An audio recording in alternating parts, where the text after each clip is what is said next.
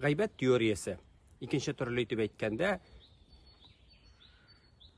gıybet teoriyası. Мен аны ikinci türlü Garbaş xatınna reisa teoriyası dip de yürüyüm. Менә минем шундый bir вакыйга турында ишеткәнем бар. Bir апа үзе турында гайбәт сөйләсәләр, әйтә торган булган. Сөйләсеннәр, миннән түбәндәгеләр генә минем турында сөйли. Миннән югарыдагылар бер кайчан да минем турында сөйләми. Әнә Гарбаш хатынна рәиса бер кайчан да минем турында сөйләми. Ул миннән югарыда булгач, минем барлыгымны да белми. Ә кемнәр миннән түбәндә? Алар минем турында сөйлиләр инде. Һәм ул дөрестән дә шулай. Менә кайда гайбәт, шуны аңларга кирәк, анда көнләшү бар. Ә кайда көнләшү, ул гайбәт китереп чыгара. Син кеше турында теге начар сөйли аласың, аңа пишрак аталасың. Әмма син аннан түбәнрәк, син шуны танырга тиешсең. Ә инде теге татар халык мәкалебенә әйләндереп караганда синең кулыңнан киткән һәм телеңә күчкән дигән сүз. Шушыны үзгәртәсең килә икән, димәк, телеңне селкетүдән туктат та, башыңны эшләт, кулларыңны йөрт, аякларыңны эшләт, һәм син дә бәлки югарырак китерсең дә, ул кешенең дөньяда барлыгын да онытырсың.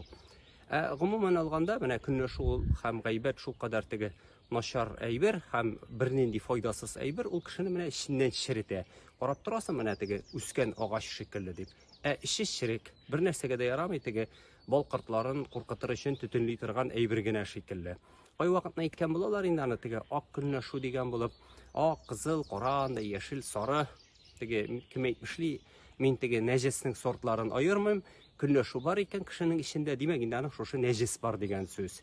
Кеше аны кай вакыт теге үзе эшкәртеп бетерә алмый да, үзенең ичендәге нәҗесне ул кайнап чыга, исе чыга, кырыйга теге агып чыга, кырыйдагы кешеләрне буй. Һәм андый кешеләр кайсы вакытта әйтеп йөри башлый. Нишләп мине беркем дә яратмый икән ди. Әле ул әйтергә мөмкин, менә мин дөресен сөйлим, шуның өчен мине яратмыйлар дип. Ә чынлыкта кешедән ис килә, шуңа күрә аның янына барасылары килми калганнарның, шуңа күрә аны урап узалар. Әмма кешегә теге көнләшмә дип әйтү урынсыз, чөнки кешенең ичендә шушы көнчелек бар икән, димәк инде ул бар. Үзендә ихтияр көчен җыеп кына ул аны теге ябып куймаса, ничектер бикләп куймаса, ул инде димәк булачак, гайбәт булып кырыйга таралачак дигән сүз. Менә бу көнләшүнең тагын икенче бер теге дәрәҗәсе дә бар. Ансы инде хөсетлек дип атала. Ул безнең татар халкының асыл сыйфатларының берсе. Бу башка теория, монсы исә гайбәт теориясе иде.